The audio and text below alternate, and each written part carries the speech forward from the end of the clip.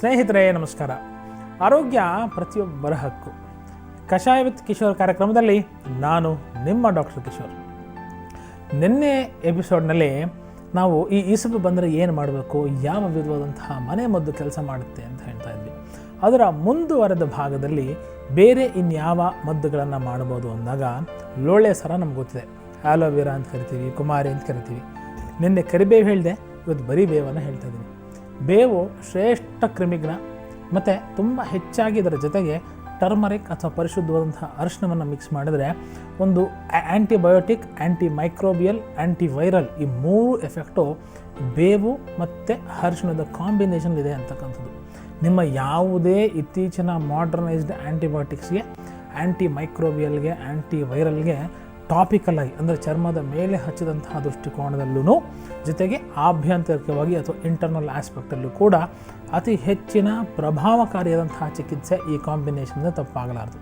ಈ ಬೇವಿನ ರಸ, ಸ್ವಲ್ಪ ಅರಿಶಿಣ ಮತ್ತು ಈ ಆಲೋವೆರಾ ರಸ, ಈ ಮೂರನ್ನು ಚೆನ್ನಾಗಿ ಬ್ಲೆಂಡ್ ಮಾಡ್ಕೊಳ್ತಕ್ಕಂಥದ್ದು. ಒಂದೇ ಒಂದು ಚಿಟಿಕೆ ಕಾಳು ಮೆಣಸು ಹಾಕ್ಕೊಳ್ಳಿ, ಒಂದು ಚಿಟಿಕೆಯಷ್ಟು ಏಲಕ್ಕಿ ಹಾಕ್ಕೊಳ್ಳಿ. ಆಮೇಲೆ ಸ್ವಲ್ಪ ಒಗರು ಅಂತ ನಿಮ್ಗೆ ಅನಿಸಿದರೆ, ತುಂಬ ಕಹಿ ಅಂತ ಅನಿಸಿದರೆ ಒಂದೇ ಒಂದು ಚಿಟಿಕೆ ಸೈಂಧವಲ ಒಣ ಹಾಕ್ಕೊಳ್ಳಿ. ಈ ಕಾಂಬಿನೇಷನ್ನ ಸುಮಾರು 30 ml ಕುಡೀರಿ.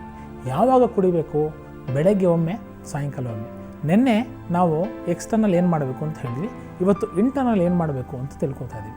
ಸೊ ಈ ಎರಡೂ ದೃಷ್ಟಿಕೋನದಲ್ಲಿ ಇದನ್ನು ಮ್ಯಾನೇಜ್ ಮಾಡೋದಾದರೆ ಅಂದರೆ 60 to 90 days ಆ ಕಾಲಾವಕಾಶದಲ್ಲಿ, ಆ ಕಾಲಘಟ್ಟದಲ್ಲಿ ಎಷ್ಟೋ ವರ್ಷಗಳಿಂದ ವ್ಯಕ್ತವಾಗಿರ್ತಕ್ಕಂಥ ಕ್ರಾನಿಕ್ ಇಸುಬುಗಳು ಅಥವಾ ಎಕ್ಸಿಮಾಗಳು ಬಹಳ ತ್ವರಿತವಾಗಿ, ಫಾಸ್ಟ್ ಆ್ಯಂಡ್ ಅತ್ಯಂತ ಫಲಪ್ರದಾಯಕವಾಗಿ ನೋ ಕಾಸ್ಟ್ ರೆಮಿಡಿಯಾಗಿ ಕೆಲಸ ಮಾಡುತ್ತೆ ಅಂದರೆ ತಪ್ಪಾಗಲಾರ್ದು. ಎಕ್ಸಿಮಾ ಇದೆಯಾ? ಇದನ್ನು ಇವತ್ತು ಟ್ರೈ ಮಾಡಿ. 3 ತಿಂಗಳಲ್ಲಿ ಎಷ್ಟು ಸೌಂದರ್ಯ ನಿಮಗೆ ವಾಪಸ್ಸು ತನ್ನ ಸುಸ್ಥಿತಿಗೆ ಬರುತ್ತೆ ಅನ್ನೋದನ್ನು ನೀವು ಅರ್ಥಕೊಂಡು ಸಮಾಧಾನ, ಸಂತೃಪ್ತವಾಗಿರಿ. ಯಾಕಂದರೆ ಈ ಕಾರ್ಯಕ್ರಮದ ಉದ್ದೇಶವೇ ಅಂಗೈಯಲ್ಲಿದೆ ಆರೋಗ್ಯ ಅಂತಕ್ಕಂಥದ್ದು. ಮತ್ತೊಂದು ಸಮಸ್ಯೆ, ಮತ್ತೊಂದು ಪರಿಹಾರ. ನಾಳೆ ಬರ್ತೀನಿ, ಕಾಯ್ತಾರಿ. ನಮಸ್ಕಾರ.